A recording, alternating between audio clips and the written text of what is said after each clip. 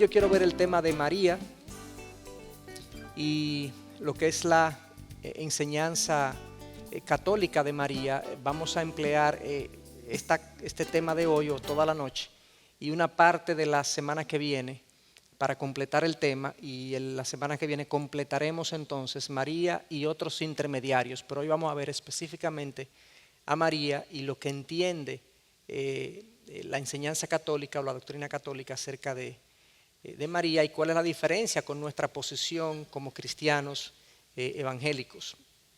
Comencemos primero con algunas coincidencias, y yo creo que para nadie es un secreto, antes de hablar de las coincidencias, que nosotros vivimos en una cultura extremadamente mariana, muy centrada en el personaje de la Virgen, no solamente en nuestro país, sino también en toda la región latinoamericana.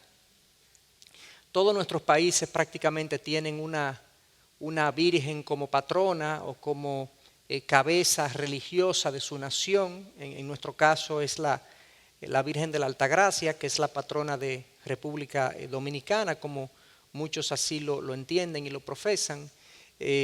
Y la mayoría de los países latinoamericanos tienen una virgen de preferencia. Todas estas vírgenes de la Altagracia, de las Mercedes, de Guadalupe, todas estas vírgenes son la misma, se supone, pero cada quien le hace como una especie de adaptación local y toma un nombre que para esa persona o grupo de personas es importante y significativo culturalmente, y se lo aplica a República Dominicana, en este caso a la Altagracia, y así otros países.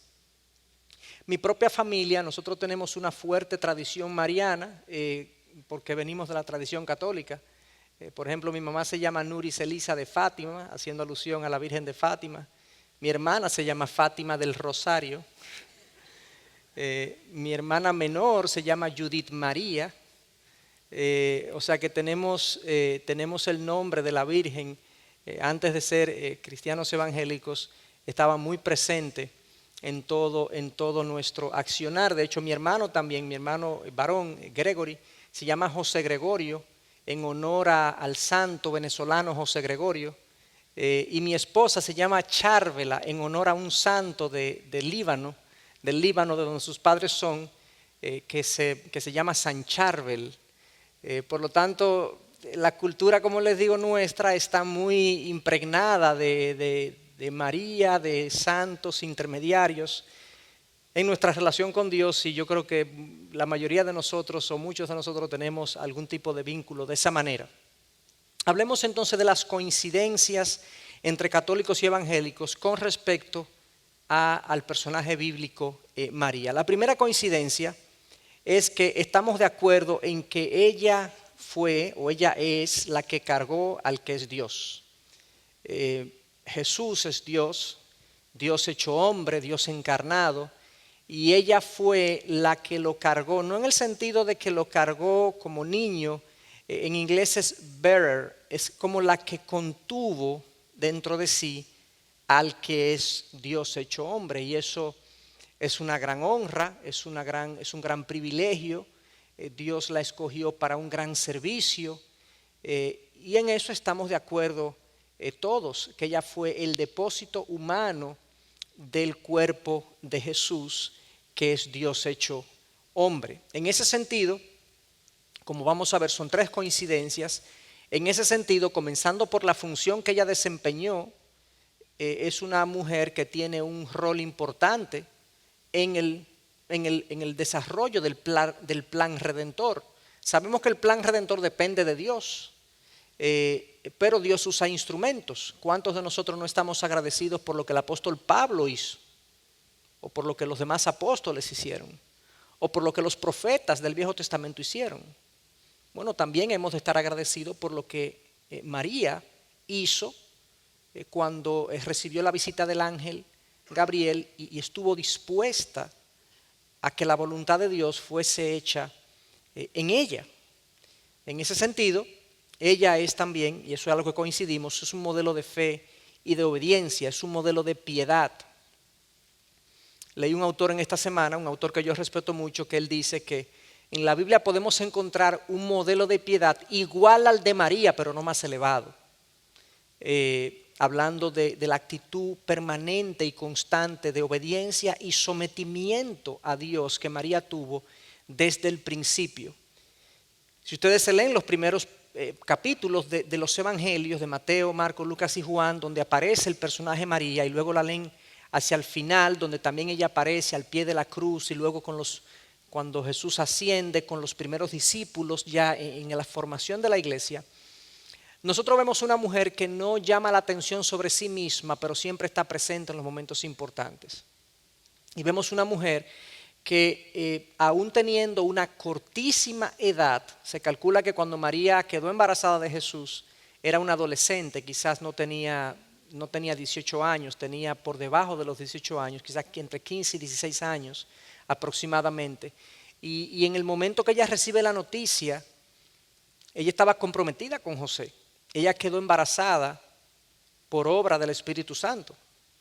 En su cultura, en cualquier cultura, si tú estás comprometido, comprometida con otro hombre y tú quedas embarazada, óyeme, a los ojos de cualquiera eso es una vergüenza.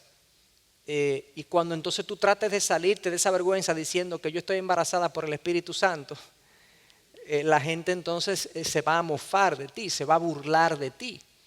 De hecho, era tan increíble el asunto que Dios tuvo que aparecérsele a José en sueños varias veces diciéndole: lo que María va a concebir es mío, es santo.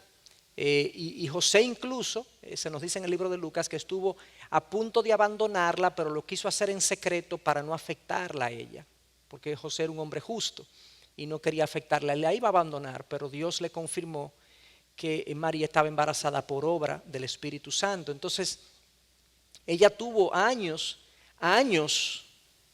con una gran sombra sobre su cabeza, socialmente hablando, porque fue una mujer que quedó embarazada fuera del matrimonio.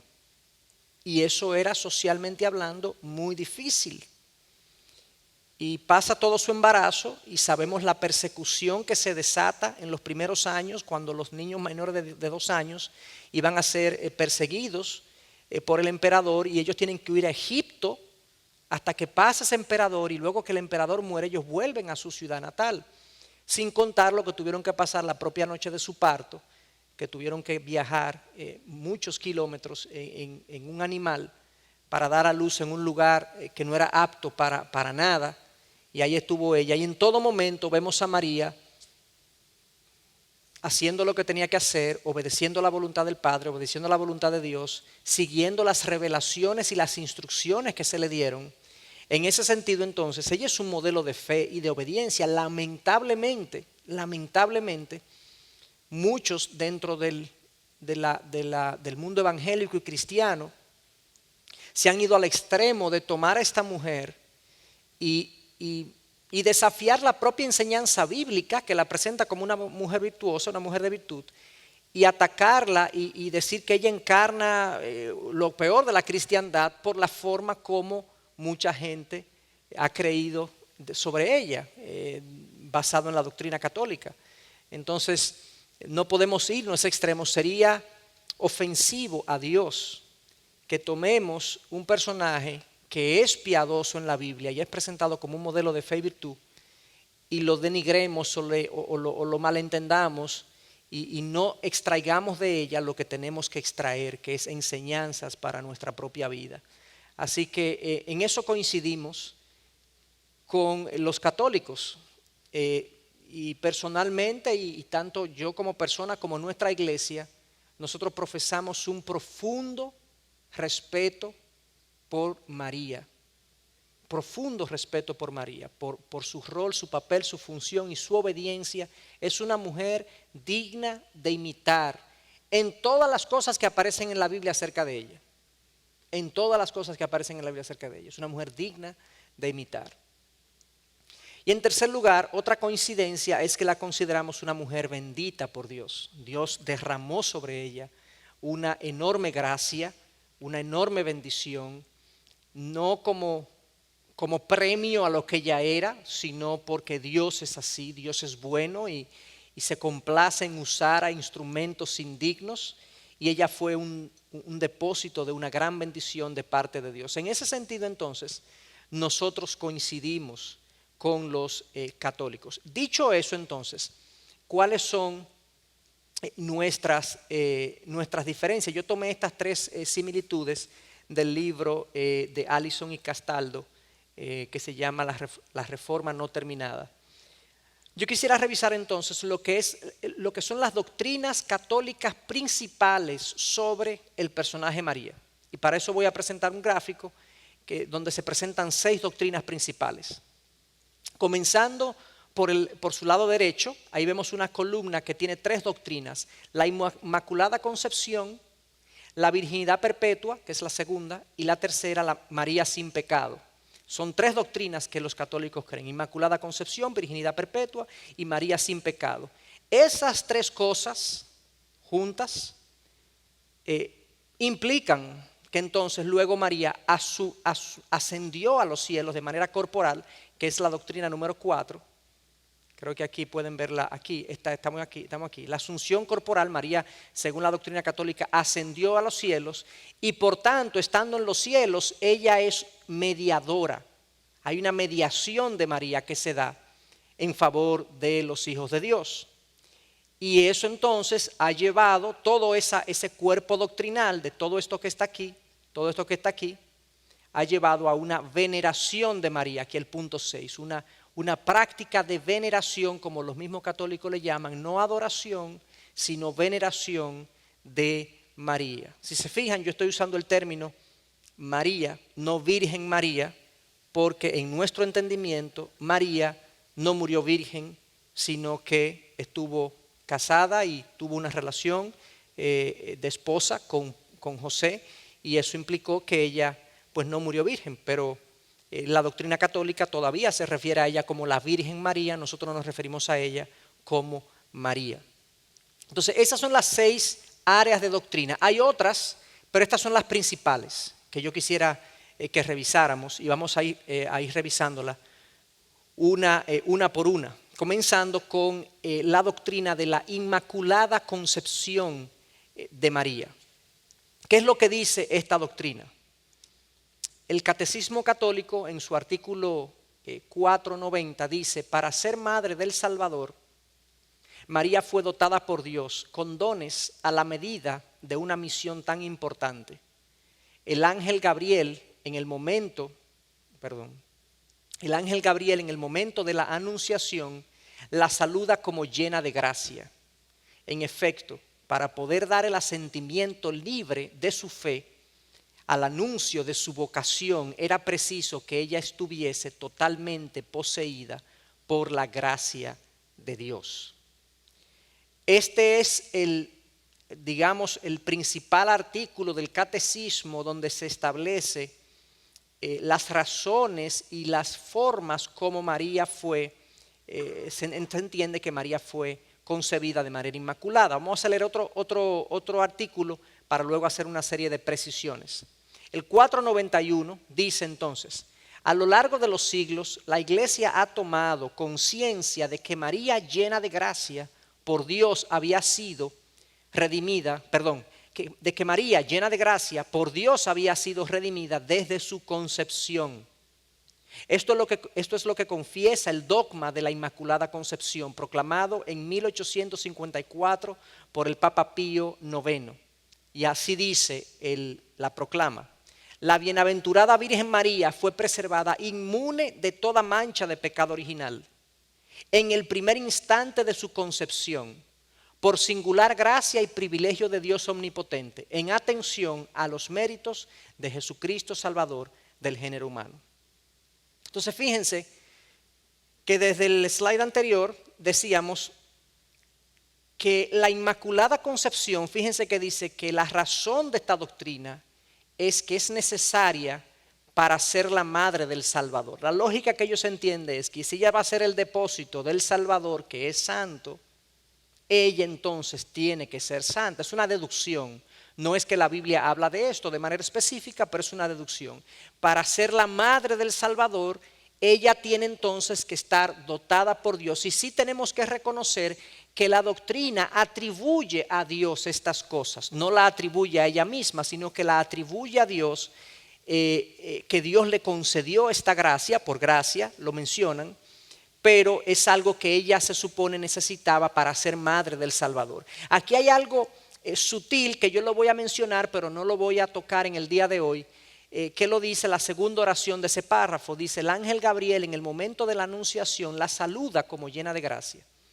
Y ahora agrega: en efecto, para poder dar el asentimiento libre de su fe al anuncio de su vocación, eso de para poder dar el asentimiento libre de su fe al anuncio de su vocación, esa fue la aceptación de María de su tarea de concebir a Jesús. La doctrina católica sobre María, no lo vamos a ver aquí, pero quiero mencionarlo, implica, eso es lo que le llaman el fiat de María, el decreto de María. María posteriormente, al dar asentimiento, dice: hágase en mí tu voluntad. Ese fiat, ese decreto de que María aceptó la encomienda de ser la madre de Jesús, fue lo que hizo posible la encarnación. La doctrina católica asume que de no haber aceptado María esa encomienda, el plan de redención prácticamente no se hubiese llevado a cabo. María es, por tanto, una pieza fundamental, indispensable, por el decreto que emite cuando dice: hágase en mí tu voluntad. Si María no hubiese aceptado, no, si ese decreto no existe de parte de María, no hubiese sido posible. Y yo voy a ver eso un poco más adelante, pero quería mencionarlo aquí. Entonces fíjense que la razón de esta doctrina es para ser la madre del Salvador. El depósito tiene que ser santo como aquello que se deposita. Y luego el otro párrafo indica que ella fue redimida desde su concepción, lo que implica, como dice el segundo párrafo que está abajo, que la Virgen María fue preservada inmune de toda mancha de pecado original. El pecado original, el término se usa de diferentes maneras, pero en general, donde hay acuerdo, es que el pecado original es la culpa con la que yo vengo por ser hijo de Adán. Hay una culpa, hay una condenación que pesa sobre el hombre, que es el pecado original. Pero además de una culpa con la que yo vengo, que es el pecado original, porque en Adán estuvimos representados todos, además de eso, el hombre nace con una inclinación natural a pecar. Todos nacemos con esa inclinación del alma, del corazón, que si nos dejan solos, si Dios no interviene, nuestra vida se trata de pecar y pecar y pecar y pecar. Y el pecado, sabemos, no vamos a entrar en la doctrina del pecado, pero el pecado es de acción, de omisión, de pensamiento. Somos malos y alamos para nuestro lado y somos seres egoístas, orgullosos, prepotentes, materialistas, puntos suspensivos, mentirosos, puntos suspensivos. Así somos. El pecado original es entonces esa condición humana con la que todos nacemos, que nos inclina a lo malo. Y Dios tiene entonces que venir y redimir esa condición y hacernos nacer de nuevo, para yo entonces no tener esa inclinación, sino que tener una nueva inclinación hacia Dios, con la que yo no nazco. Entonces María, según esta doctrina del 1854, que fue cuando se proclamó de manera oficial, aunque ya habían en la historia católica anterior, habían visos de algo de esta doctrina, pero no era oficial.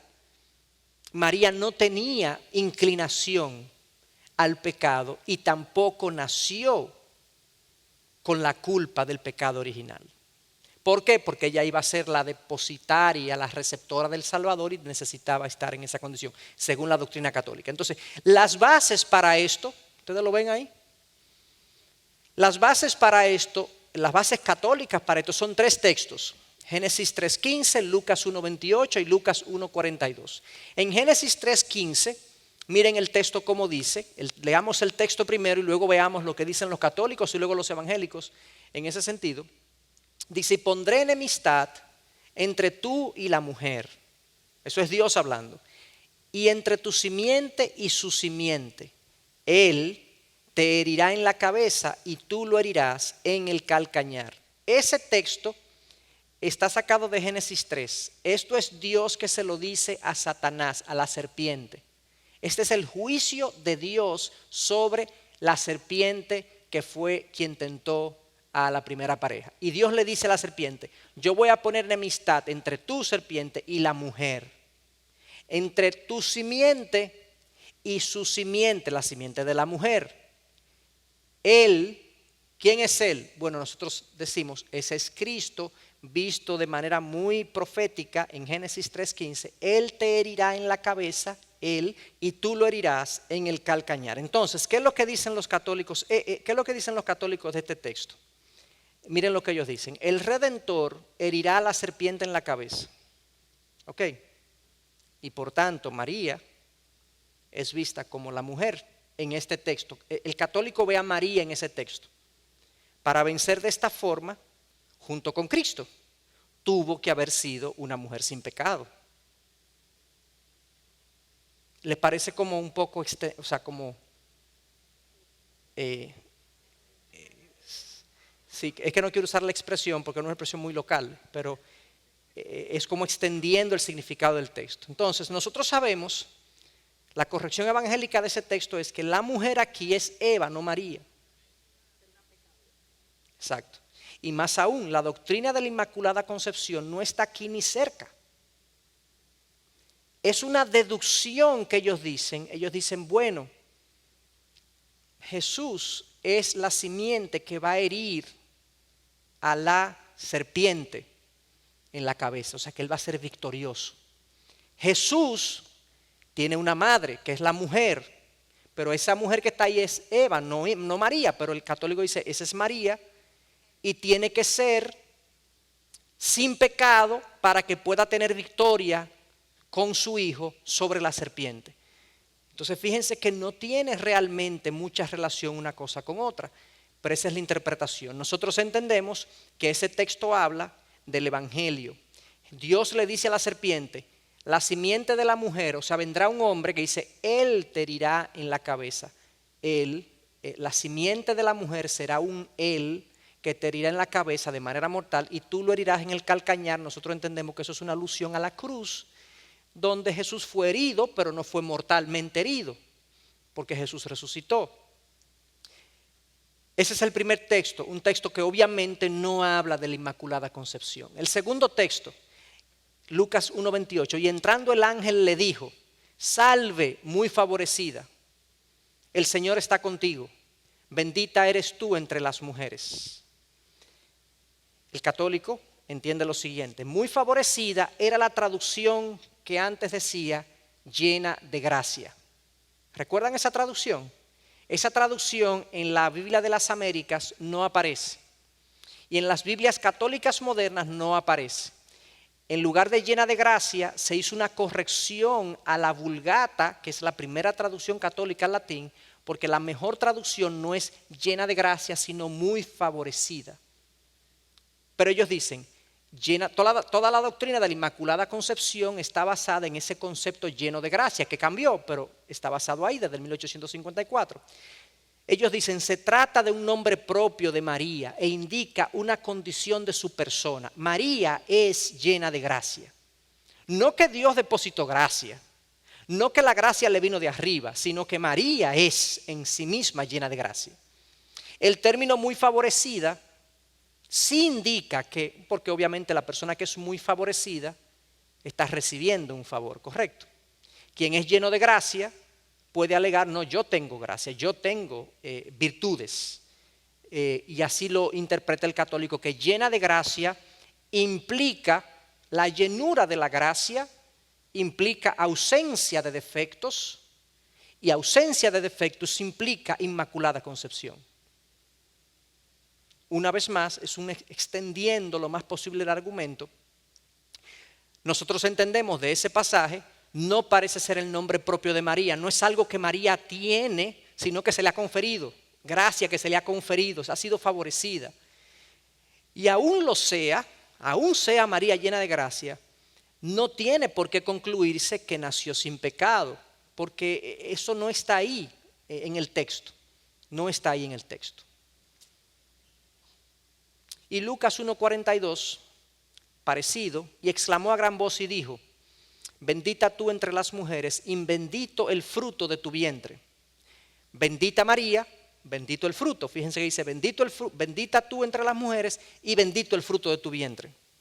Implica que María comparte con Cristo el no pecado. O sea, si el fruto, yo digo en una misma expresión, bendita tú, bendito el fruto de tu vientre. El fruto de tu vientre es sin pecado, por eso es bendito. Por lo tanto, la conclusión es, la expresión bendita tú entre las mujeres, bendito el fruto, quiere decir que tanto tú que entre las mujeres como el fruto, ambos son sin pecado. Pero aunque hay un paralelo, ciertamente se dice bendita tú entre las mujeres y bendito el fruto de tu vientre, hay un paralelo. Cristo nació de la Virgen María, Cristo nace de la Virgen María, engendrado por el Espíritu Santo, no tuvo simiente humana del lado paterno.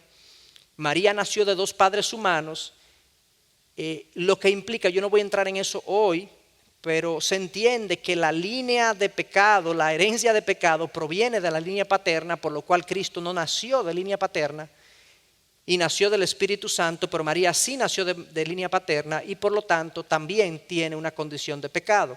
La Inmaculada Concepción no se deduce de aquí. Entonces, ninguna de los tres textos que se alega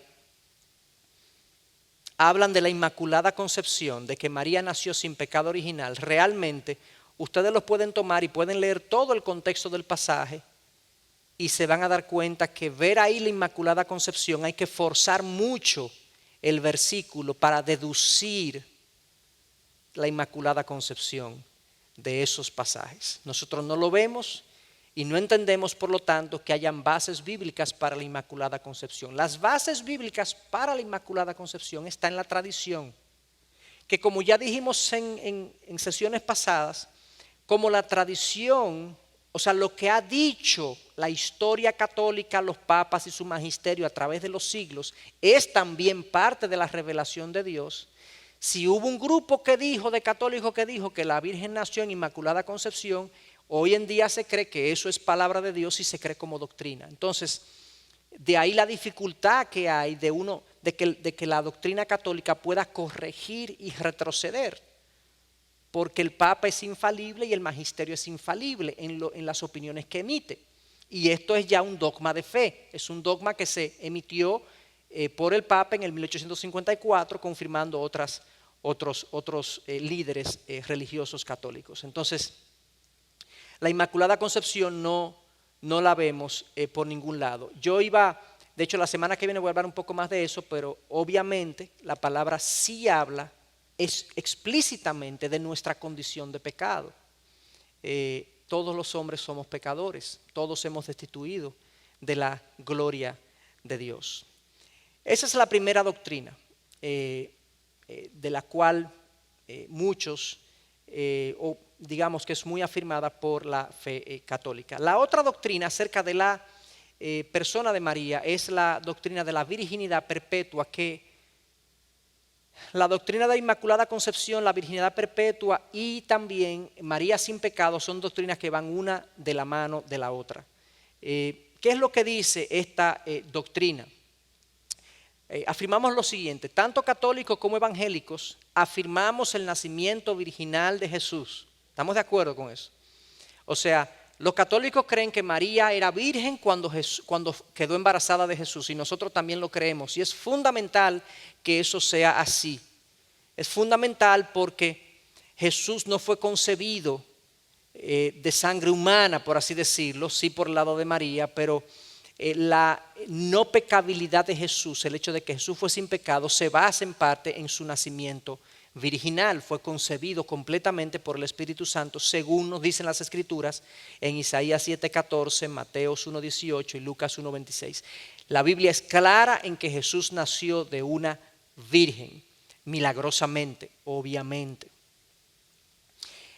Dicho eso, ¿qué es lo que dice la doctrina de la virginidad perpetua? En el capítulo 499 del Catecismo se dice lo siguiente: la profundización de la fe en la maternidad virginal ha llevado a la Iglesia a confesar la virginidad real y perpetua de María, incluso en el parto del Hijo de Dios hecho hombre.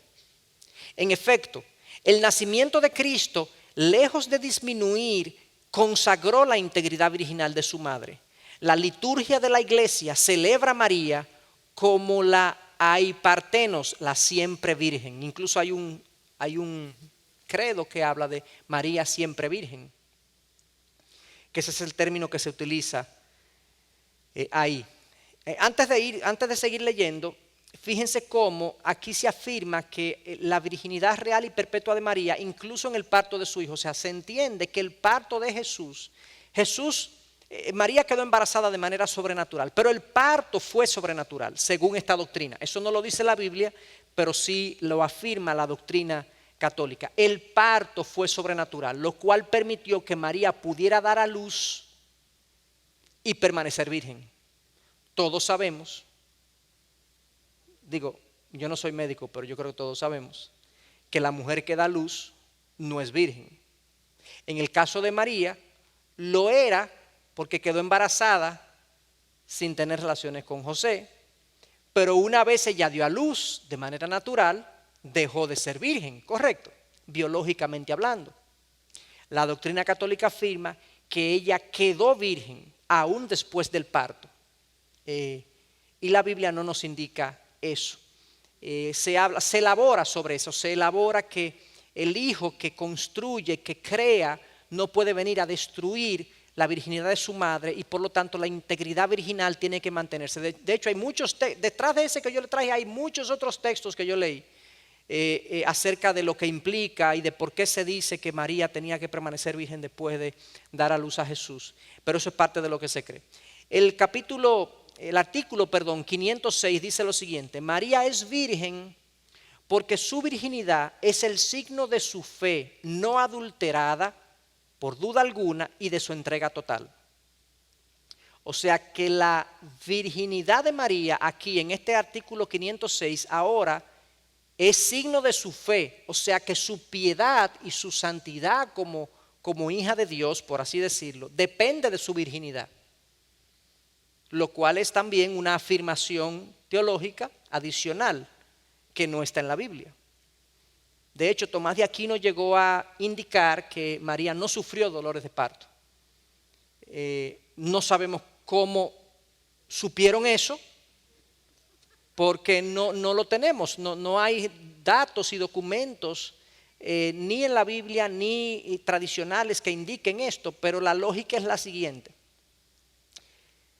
Si los dolores de parto son fruto de la caída en pecado y fueron dichos a Eva cuando cayó en pecado, en este caso, si lo que se está concibiendo es santo, como Cristo, que no hay pecado, por lo tanto entonces no habría dolores. Y la misma María, al ser inmaculada en su concepción, ni hay pecado de María, ni hay pecado de Jesús, no hay pecado aquí, por lo tanto los dolores no tienen razón teológica de ser. Pero es una deducción, exacto, que depende de la inmaculada concepción de María y de la sobrenaturalidad del parto. O sea, depende de dos supuestos que no tenemos confirmación. Eso es lo que se afirma acerca de la virginidad perpetua, que María es siempre virgen. Tomás de Aquino daba 3 razones de esta doctrina. Convenía que Cristo, siendo hijo único del Padre Eterno, fuera también hijo único de su madre. Es bonito pensarlo, pero no necesariamente. O sea, es algo que, ¿por qué? Es hijo único, unigénito de su Padre, el primogénito y unigénito del Padre. Nosotros somos hijos de Dios, pero adoptados. Solo Jesús es hijo natural, vamos a decirlo así, del Padre. Dice Tomás de Aquino que convenía también que fuera hijo único de su madre, aludiendo que María no tuvo más hijos luego en su adultez, luego de tener a Jesús.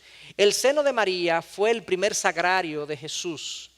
De la carne de María formó el Espíritu Santo el cuerpo de Jesús. Convenía que ese seno quedara consagrado a Dios y no fuera profanado por un hombre. Esto es importante, esa última frase, porque una de las razones por las que la Iglesia Católica desde hace muchos años comenzó a enseñar la virginidad perpetua es porque existe la idea de padres católicos muy de antaño de que la intimidad sexual tiene algo de pecaminoso. Eso viene muy de atrás. Esa idea de que la intimidad sexual tiene algo de pecaminoso empuja un poco a Tomás de Aquino a decir que este cuerpo de María no pueda ser profanado, no sea profanado por un hombre. Pero nosotros sabemos que la intimidad en el matrimonio no es una profanación. De hecho, el libro de Hebreos dice que sea el lecho matrimonial sin mancilla.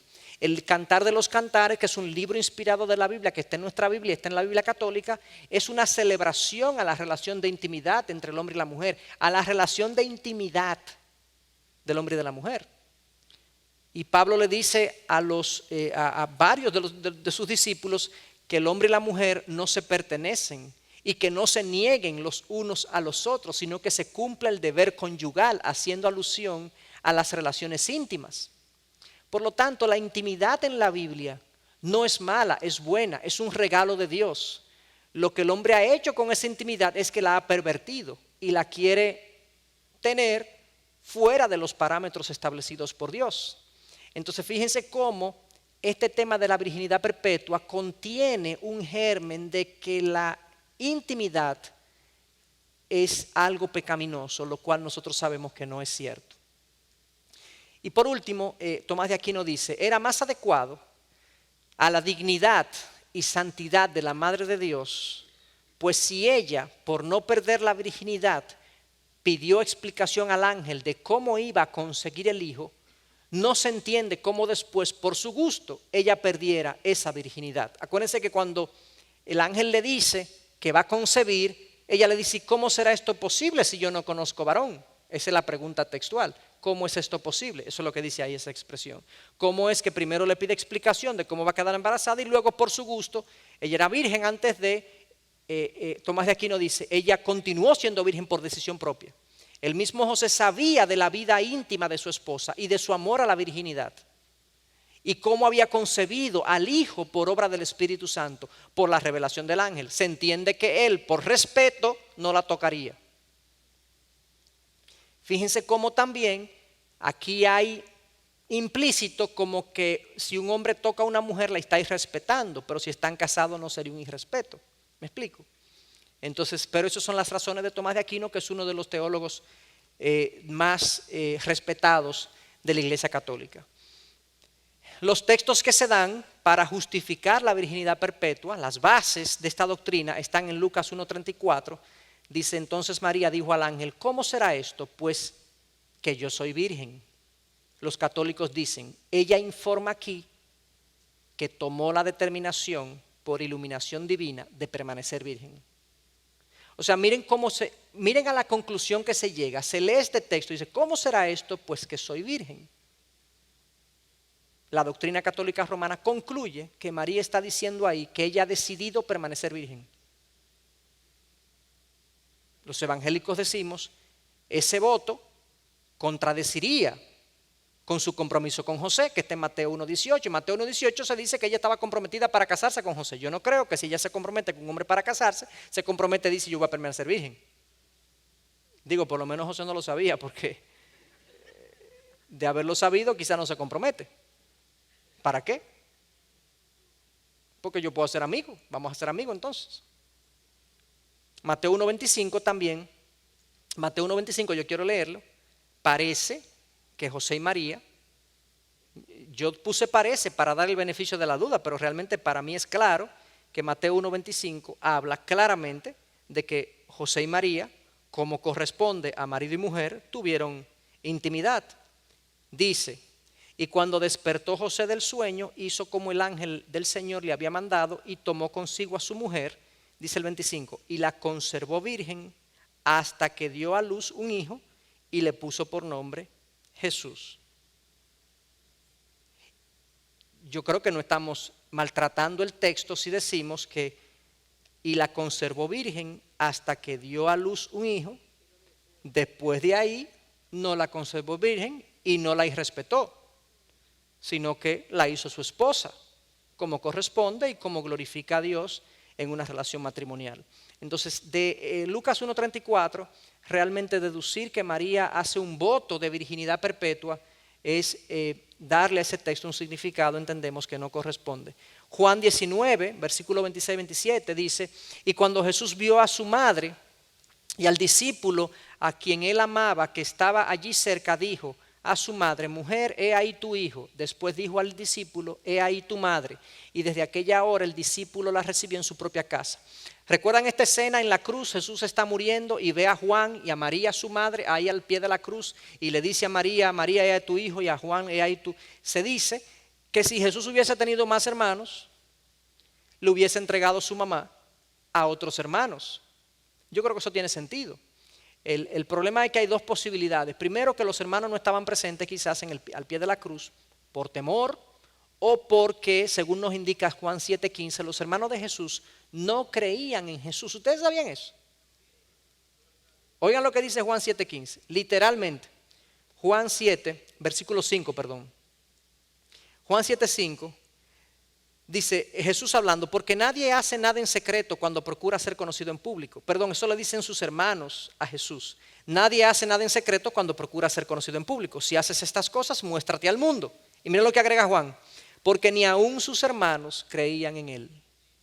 Al comienzo de su ministerio, los hermanos no creían en él. De hecho, los hermanos de Jesús llegaron a pensar en un momento dado que él estaba loco. Ahora nosotros sí sabemos que los hermanos creyeron después de la resurrección. Después que él resucitó, nosotros tenemos indicaciones en la palabra que ellos se convirtieron. De hecho, el libro de Santiago es escrito por un hermano de Jesús. Santiago, que es Jacobo, un hermano de Jesús, y el libro de Judas, que es una página, es hermano de Jesús, del Señor, no un apóstol, sino un hermano del Señor. Y claramente también Mateo 12:46, también quería leer ese pasaje, Mateo 12:46, aunque la Iglesia Católica alega que estos son primos, los que están ahí, entendemos que por el contexto y la forma como la palabra que se usa no eran primos sino hermanos.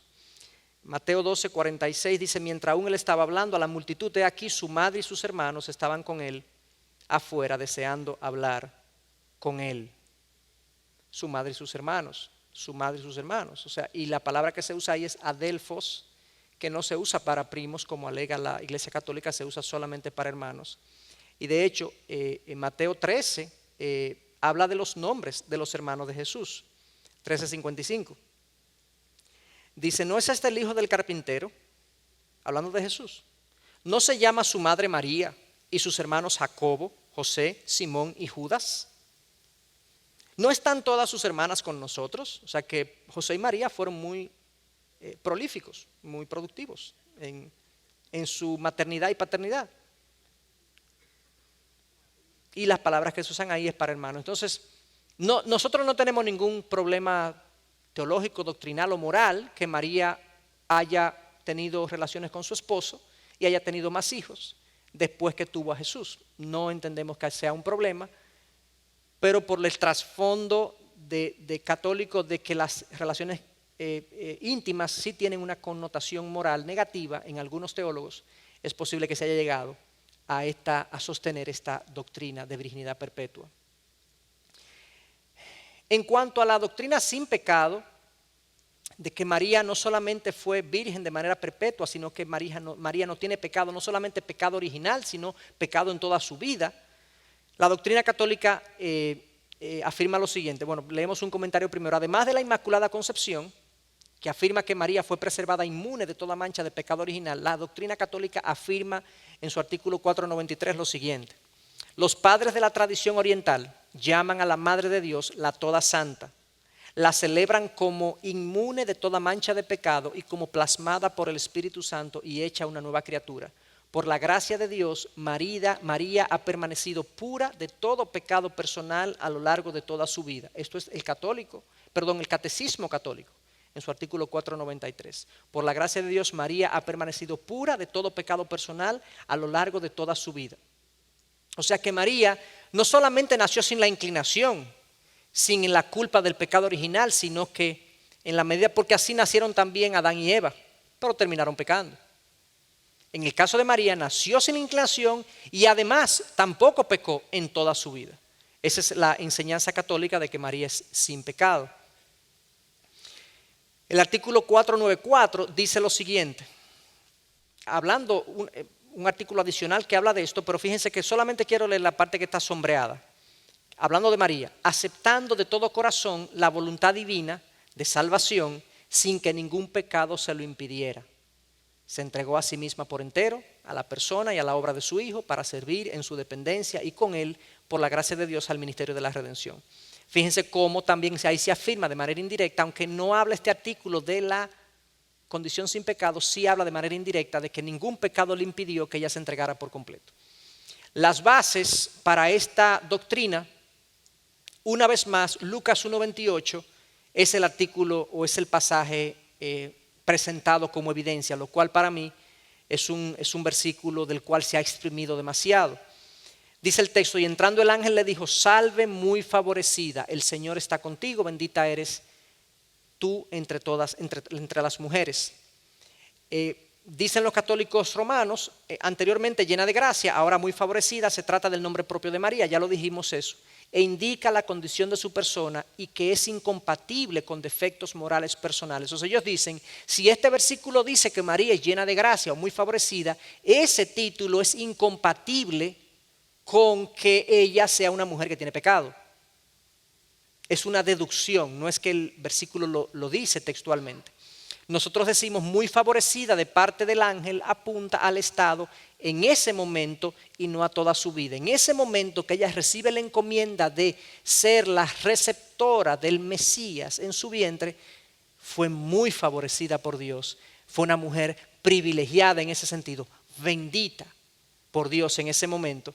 Y no que toda su vida, no hay indicación de que entonces toda su vida estuvo libre de pecado. La otra razón que alegan los católicos para afirmar que María no tuvo pecado es la historia de la iglesia. Esta verdad ha sido afirmada a través de la historia por padres y líderes de la iglesia. Eso es lo que dice la iglesia católica. Se afirma que ella necesitó un salvador, pero que los méritos de Cristo fueron aplicados a ella antes de nacer. O sea, la iglesia católica no dice que María no necesitó un salvador.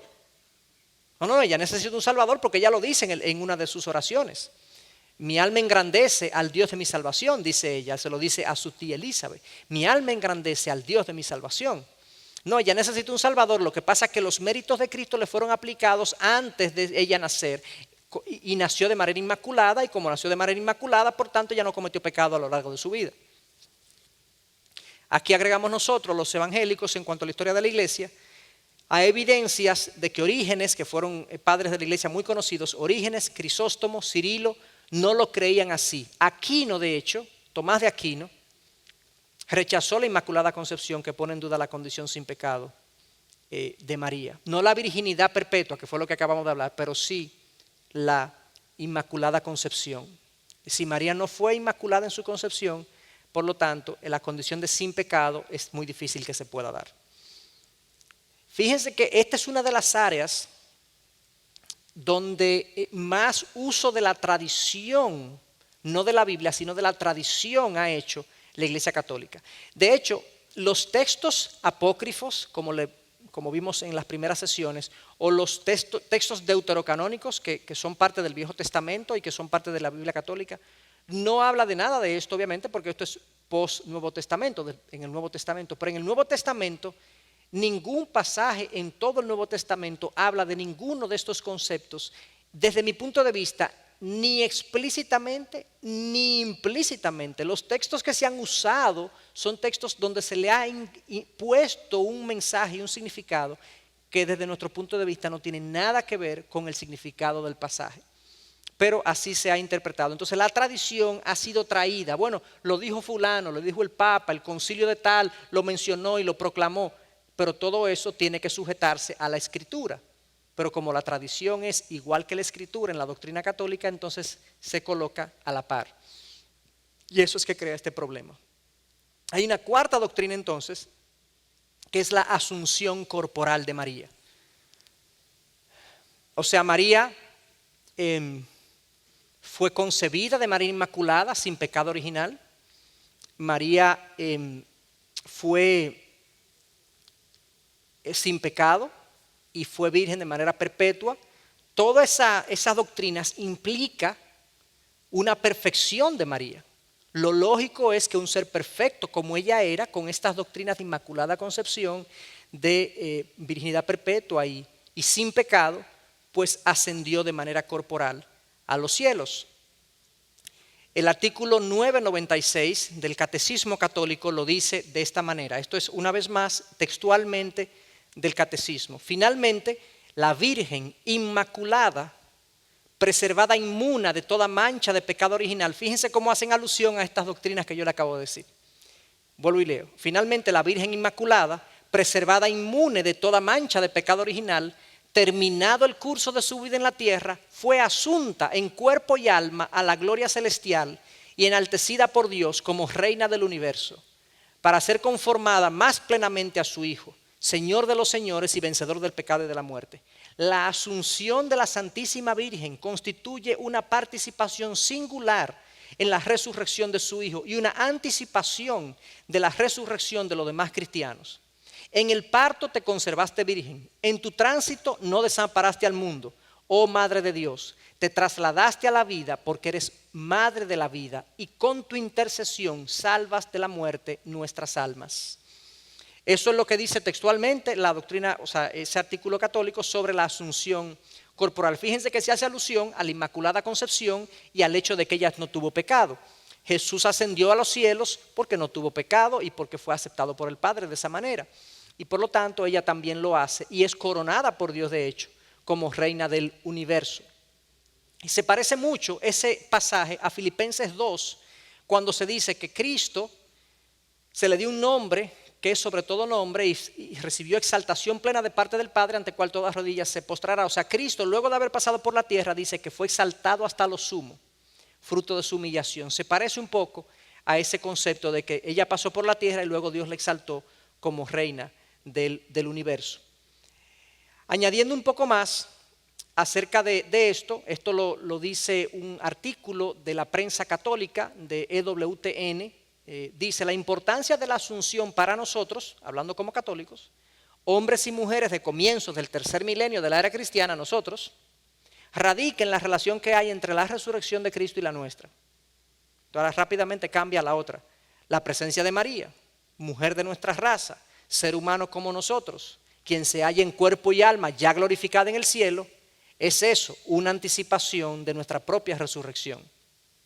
Fíjense cómo la Biblia dice que la resurrección de Cristo es nuestra esperanza, que Él es a quien nosotros debemos ver resucitado y nosotros seremos como Él es.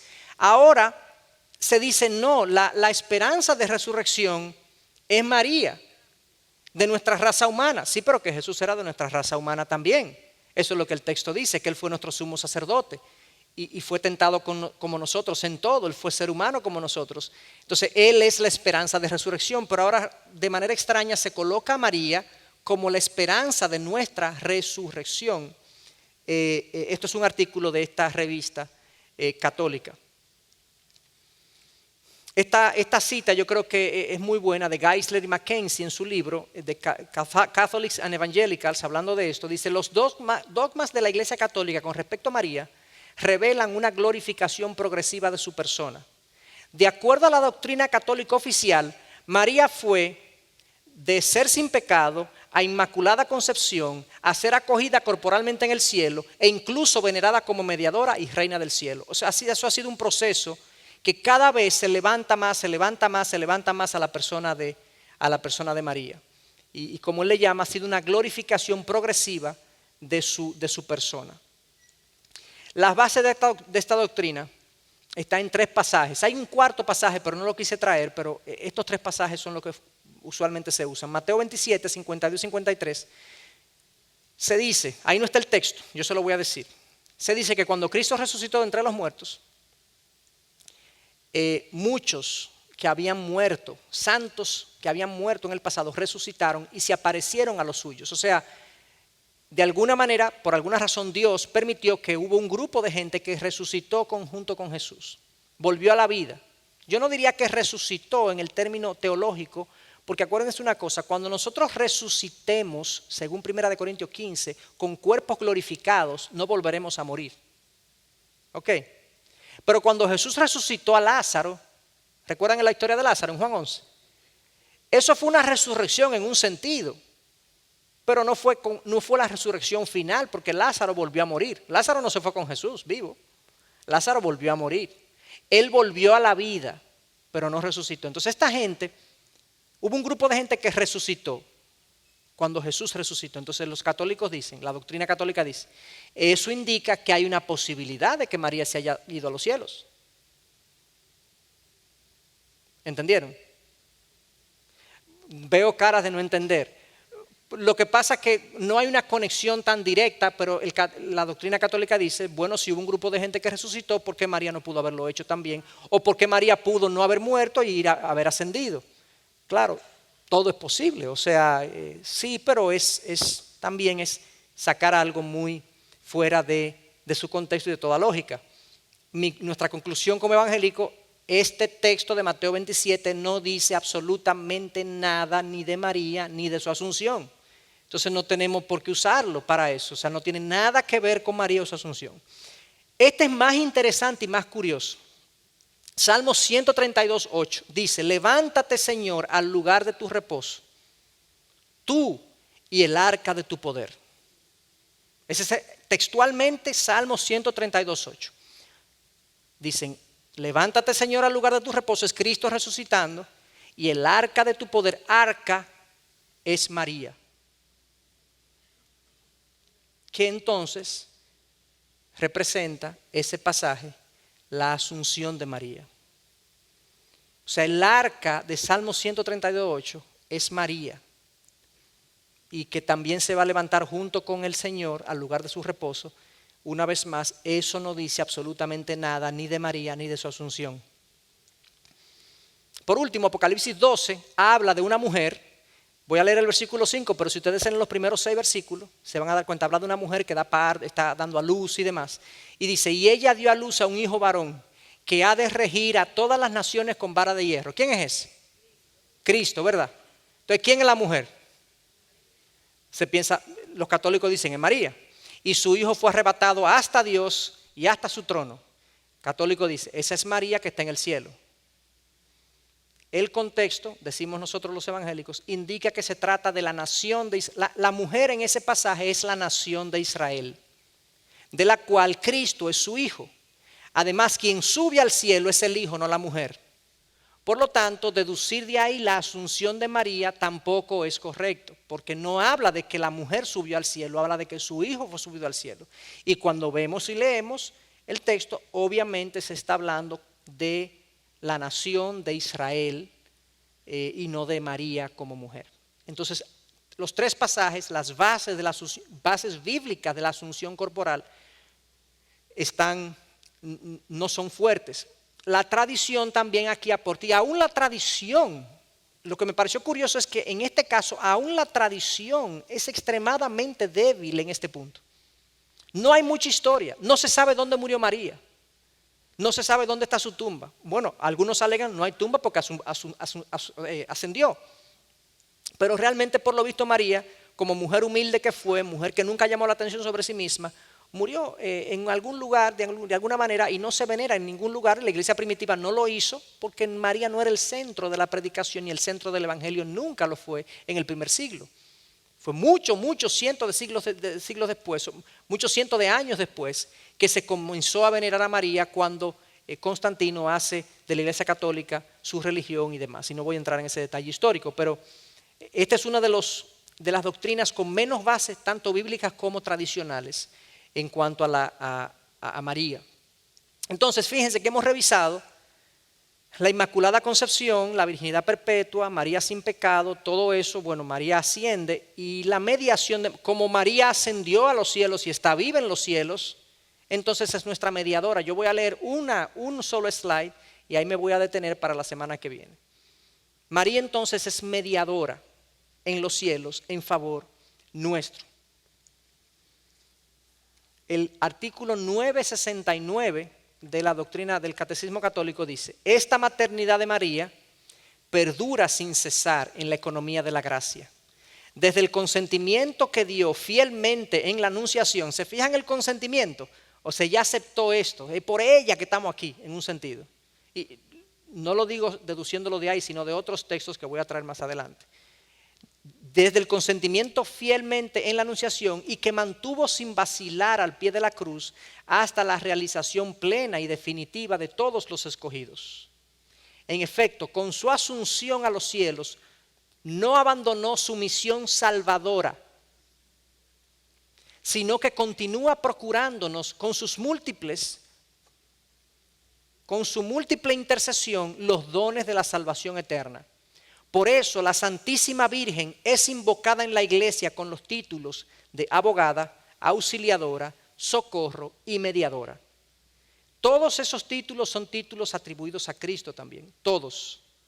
Ahora todos los títulos, el único que no está ahí, que se lo voy a traer la semana que viene, es el título de corredentora, que ella también es considerada corredentora, no en el sentido de que ella hizo lo mismo que Jesús, sino que ella, al sufrir junto con Jesús como madre y entregar a su hijo, también cooperó con la redención, y en ese sentido ella cooperó con la redención, pero darle el título de corredentora obviamente es bien pesado. Y fíjense entonces cómo ahora ella continúa con su misión salvadora, una misión que realmente en la Biblia no está indicada, que ella tiene una misión salvadora, pero tampoco tiene una misión de abogada, auxiliadora, socorro y mediadora.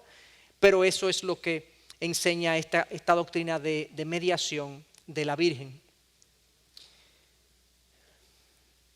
Dice el artículo 501, y este sí es el último: Jesús es el único hijo de María. Fíjense cómo afirma ahí la virginidad perpetua de María y de que no tuvo más hijos. Es el único hijo de María.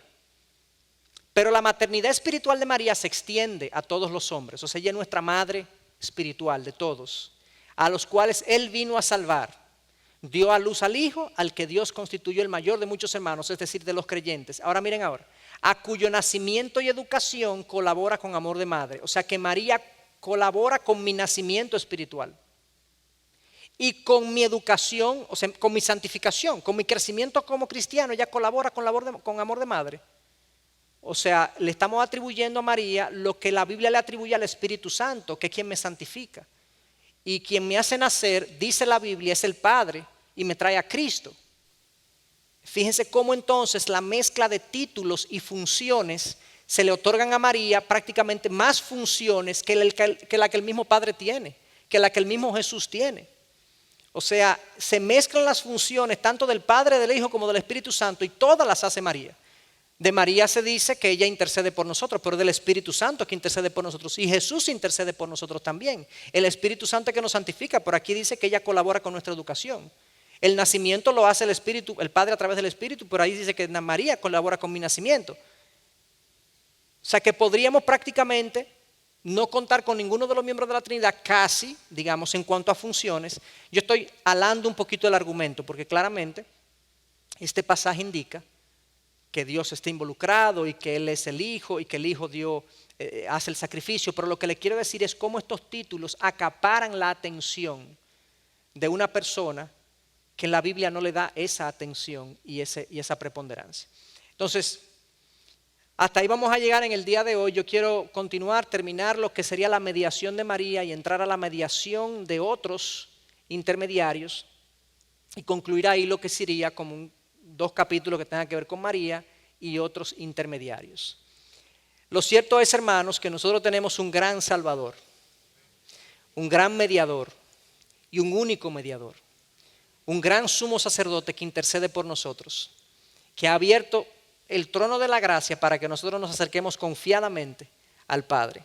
No necesitamos ningún tipo de ayuda adicional, no necesitamos ninguna muleta, porque en la cruz Él dijo: consumado es, pago está todo hecho. Simplemente crean en mí, pongan su fe en mí, crean en mí, pongan sus ojos, como dice Hebreos 12:1, poner los ojos en Jesús, el autor y consumador de nuestra fe.